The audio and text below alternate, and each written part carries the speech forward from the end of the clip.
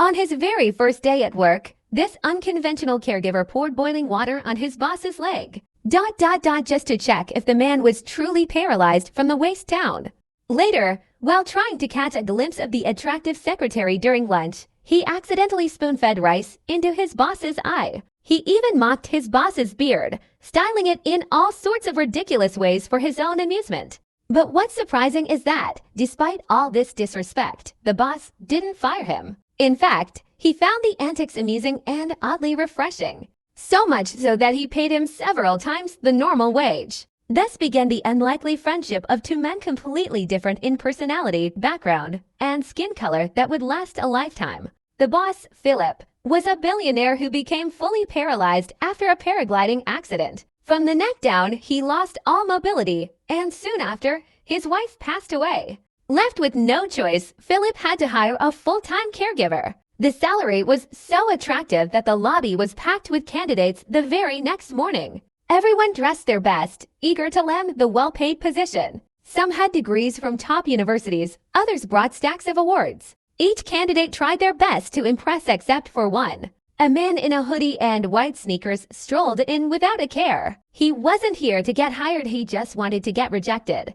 "Hey, could you just sign this form saying I didn't get the job?" Turns out, if he could show 3 rejections, he'd qualify for government unemployment benefits. So he had no intention of being polite, much less getting the job. He mocked Philip's taste, criticized his lack of humor, and even shamelessly flirted with the secretary in front of him. He just wanted to end the interview as quickly as possible.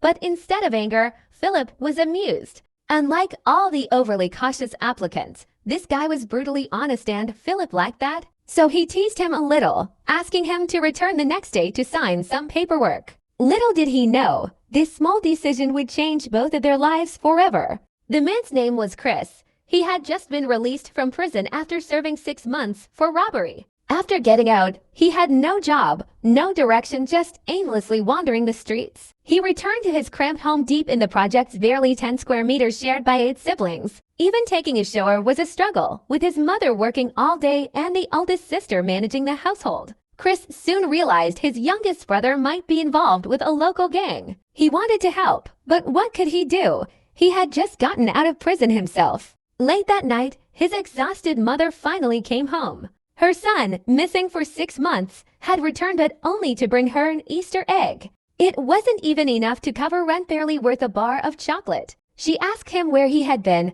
but Chris didn't want his family to know he'd been in prison. Angry and heartbroken, his mother threw him out. With nowhere else to go, he ended up back on the streets. He shared cheap snacks with friends, joked about dreams that would never happen. But as the night dragged on and the cold deepened, one by one, his friends disappeared. Under a deep blue Parisian sky, Chris shivered in the freezing winter night. Using his last bit of change, he sneaked onto a train just to sleep in the warmth. As the first rays of sunlight broke through, he headed to the mansion just to collect that rejection slip. But instead, the butler silently took him on a tour. Every room was luxurious, every hallway filled with bustling staff. But it was the pristine, bright white bathroom that made Chris envious back home. He couldn't even stretch his legs in the shower. This place was heaven in comparison. Philip was in therapy when Chris, holding the signed rejection form, got ready to leave. But then Philip asked, "Doesn't living off government aid make you feel ashamed? Don't you feel the slightest bit of guilt?" Chris shrugged. "I don't, do you?" Amused by his unfiltered humor, Philip offered him a 1-month trial. "I bet you won't last 2 weeks," Philip teased, and of course, Chris took the challenge head-on. After all, who would say no to a free stay with a perfect bathroom and a luxurious 2-meter-wide bed? But for someone with 0 experience as a caregiver, Chris ran into one blunder after another on the job. On his very first day, he nodded off while lifting Philip into his wheelchair. He thought he had things under control until Philip nearly kissed the floor with his ankle. Lesson learned, never let go before buckling the seatbelt. "This is part of my life now," he grumbled. "But she never told me about that." While showering Philip, the shampoo just wouldn't lather, until the butler pointed out. Chris had been rubbing foot lotion into his boss's scalp, a true head-to-toe mess. Then came time to get Philip dressed. To improve circulation, he needed to wear skin-colored compression stockings. But when it came to helping with adhesive gloves, Chris had reached his limit and finally exploded. Chris balked. They looked way too feminine, but still slipped them on carefully, despite grumbling. Since Philip couldn't go to the toilet by himself, the caregiver had to clean him. That, Chris declared, was his hard line. I already gave in on the stockings. I did my part. Can't we compromise and let the butler handle this? I get it now, someone remarked. Chris isn't just a caregiver. He's become Philip's right-hand man. Well, a slightly unpredictable right hand. Chris had a bit of a thing for Philip's secretary. Every time she walked by during meals, his eyes lit up like a kid in a candy store. He even stuffed food into Philip's eye just to see if the man really couldn't feel anything, and once poured boiling water on him to test it. One evening, Philip wanted to answer a phone call. Chris simply handed him the phone, forgetting Philip was paralyzed. With Chris's careless energy, chaos was always just around the corner. At one point, the butler found a taser and a knife in Chris's pocket. He wasn't exactly the picture of reassurance. One day, Philip wanted to visit an art gallery. But when the helper van pulled up, Chris flat out refused. I'm not cramming this man into a van like he's luggage, Chris said. He whipped the cover off a Maserati parked nearby. Now this is a ride. What a waste to let it gather dust. Right then and there, Chris vowed to bring speed and thrill back into Philip's life. But as they approached the gate, another car blocked the exit. Philip sighed. The neighbor was a notorious rule breaker, immune to complaints. Chris wasn't having it. Yo, you still got a working brain up there. I hope I didn't scare you. Care for a coffee? Come here. I've got something rare to show you. What are you doing? Read this out loud for me. No parking. Louder. I can't hear you. Nitrogen monoxide parking. Now that's better. The kind of etiquette that high society can't live without. Chris shouted it with blunt, hilarious simplicity. Later, they toured a modern art gallery. Philip stared at a white canvas splattered with nosebleed red. Chris had zero clue about art. When he learned that the torn canvas cost 30,000 euros, he jumped up.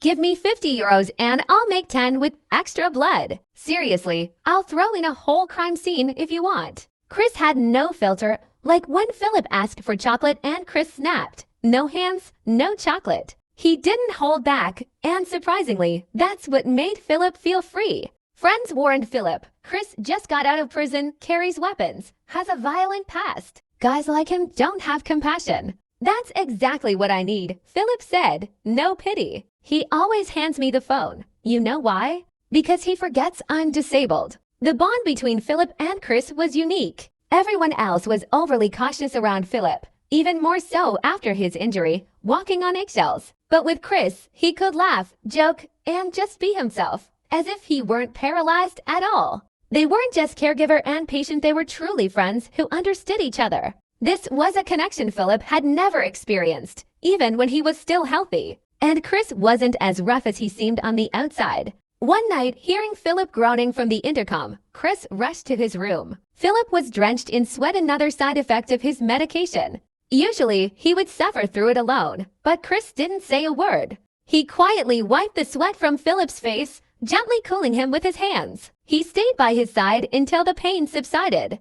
To prevent it from happening again, Chris decided to take Philip out for fresh air. Philip explained what he suffered from was phantom limb pain. He said it felt like a cold stick being dropped into a hot pan. Even though his body felt nothing, the pain was still very real. Chris asked if there was any way to relieve it, and just then, two beautiful women passed by. Philip smiled, and Chris seized the moment. He handed Philip a breath of fresh air and later, something even more refreshing. It was an experience Philip never imagined possible after his accident. For the first time in years, he felt alive, like he had new arms and legs. They talked all night, and that was when Philip finally opened up. My real disability, he said, wasn't the wheelchair. It was losing her. Philip had been raised to be strong and admired. He worked hard, got into a top university, and met his wife while studying there. He built a company, gained wealth, and earned the respect of many. He loved his wife deeply, but she had 5 miscarriages. They couldn't have children and had to consider adoption instead. Together, they found joy in paragliding. The sensation of soaring high above the world gave Philip a deep sense of freedom. It helped him release his inner stress. But one day, a violent storm shattered everything. Chris didn't know how to comfort him. Then, unexpectedly, Philip said Chris passed his trial. They wandered the empty streets of Paris at 4 a.m. And his first task as an official caregiver, returned the Fabergé egg. Apparently, Chris had stolen it on his very first day at the mansion. It was a gift from the Russian Tsar to his queen. Philip had bought it at auction and given it to his wife. It held priceless sentimental value. Though Chris played it tough, he immediately called his sister to locate it. Chris's energy and humor didn't just lift Philip's spirits, it affected everyone in the mansion. Especially the housekeeper. Chris quickly noticed the chemistry between her and the gardener. Around the same time, she revealed something. Philip had been writing to a woman for 6 months. They'd exchanged letters but never spoken or met in person. Philip insisted it was a pure connection, but Chris saw it as insecurity. The accident had robbed him not just of movement but of confidence. Chris picked up one of her letters and noticed a phone number scribbled on the back. It was a clear invitation, but Philip had ignored it. So Chris called. Philip panicked. But the moment the woman's voice came on, something clicked. "Hello, Eleonore. This is Philip, the one writing to you. I kept writing and writing, and then I thought, why not call her?" Thanks to Chris, his right-hand man, Philip finally took that step, and once he did, he couldn't stop. From that moment on, Philip was always on the phone with her, no matter the time or occasion. They talked about poetry, art, and discovered a connection deeper than anything they'd shared through letters. To his delight, Philip found out she was beautiful and only weighed 52 kilos. Definitely not the dinosaur Chris had jokingly imagined. But then came a nerve-wracking request. She wanted to see a photo of him. Chris saw it as a good sign. It meant she wanted to get closer. He encouraged Philip to be honest, send a current picture in the wheelchair, and be upfront about everything. Philip agreed, but secretly asked the housekeeper to swap the photo. He wanted to send a younger version of himself, strong and full of life. Just as the swap was being made, Chris walked in. The housekeeper scrambled to hide the wheelchair photo. Chris had come to warn Philip his daughter was spiraling out of control. The very night Chris moved in, he'd caught her on the rooftop with a blonde boy, clearly up to no good. She constantly wore a sneer on her face. Chris didn't like meddling in others' business, but when he was painting, she barged in without a word. She demanded cigarettes and mocked Chris's interest in art. To her, a black man couldn't possibly know how to paint or even read. Her arrogance and ignorance didn't match her age. Somehow, Chris had become part of this family. He couldn't turn a blind eye to what was happening around Philip. Over time, Chris became more skilled at caring for Philip. Laughter and joy slowly filled the mansion. Even those pesky adhesive gloves no longer bothered him. Philip gifted him a tailored suit. They played in the snow every morning like kids. Basking in sunlight, their emotional wounds began to heal. Chris even installed a motor on Philip's wheelchair just for fun. Together, they cruised the streets with style. And slowly, under Philip's influence, Chris began appreciating art. He even claimed his own paintings had flair. No one dared agree, of course. But after Philip packaged one of his works, it actually sold for 10,000 euros. Soon, Philip's birthday arrived. The usual classical concert was arranged by the housekeeper. To everyone's surprise, Chris turned out to know a thing or two about classical music. After the refined performance, he took out his music player and blasted upbeat pop as he danced across the room. Soon, everyone was dancing along. Philip was like classical music, deep and composed. Chris was pure pop, energetic and full of fire. They were polar opposites who somehow found a middle path. Against all odds, they became true friends. In life's messy stew, they leaned on and learned from each other. It was the happiest birthday Philip had had in years. That night before bed, Chris gave him one last gift. A letter from his pen pal. Inside was a photo. She was even more beautiful than he'd imagined.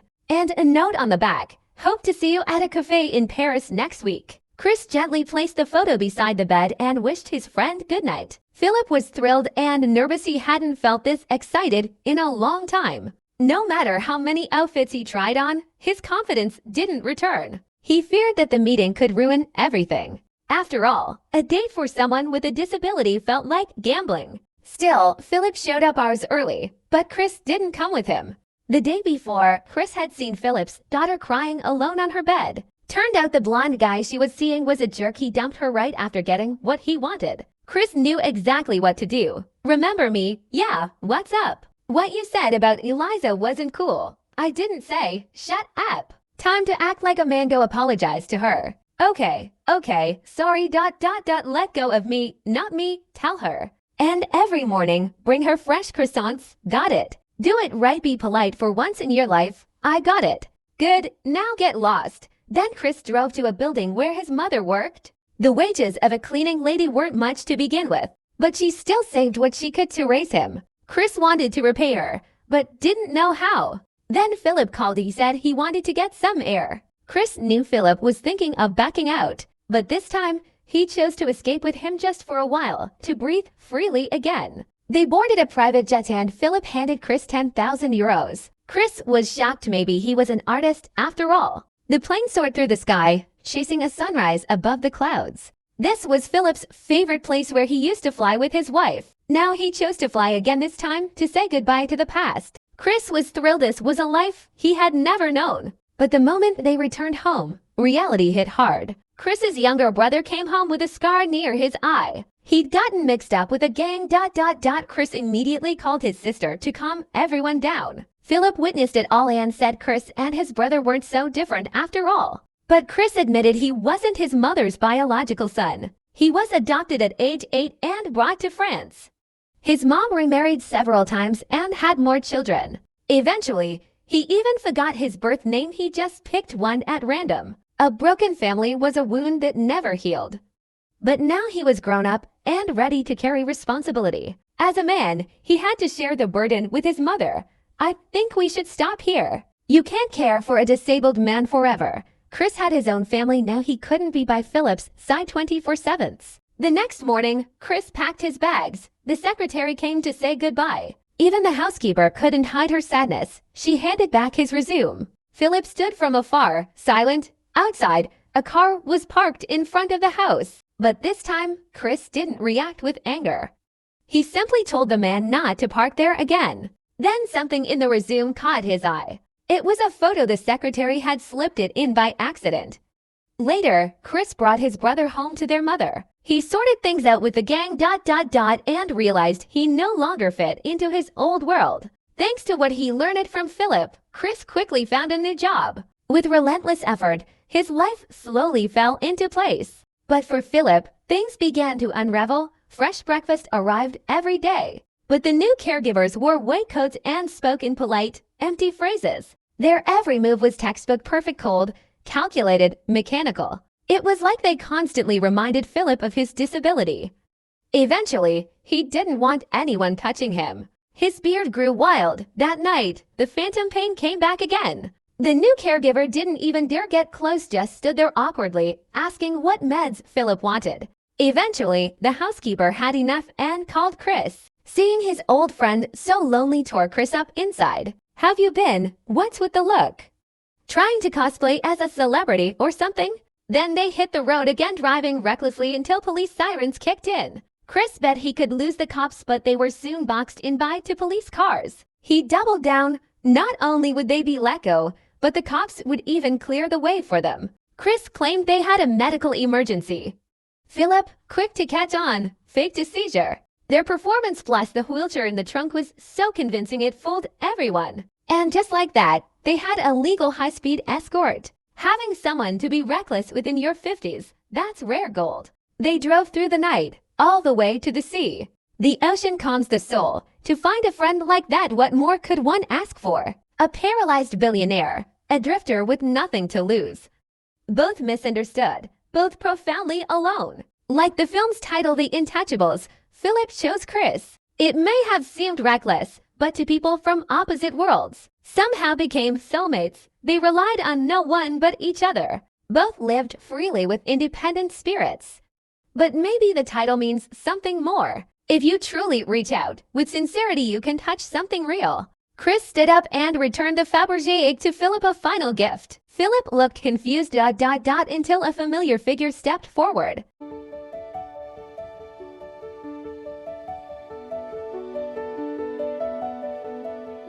And here's what makes this film even more touching. It's based on a true story. Today, the real Philip lives in Monaco with his second wife and two daughters. And Chris, he's now the CEO of a company. Their friendship has stood the test of time. What about you? How did this story make you feel? Let us know in the comments below.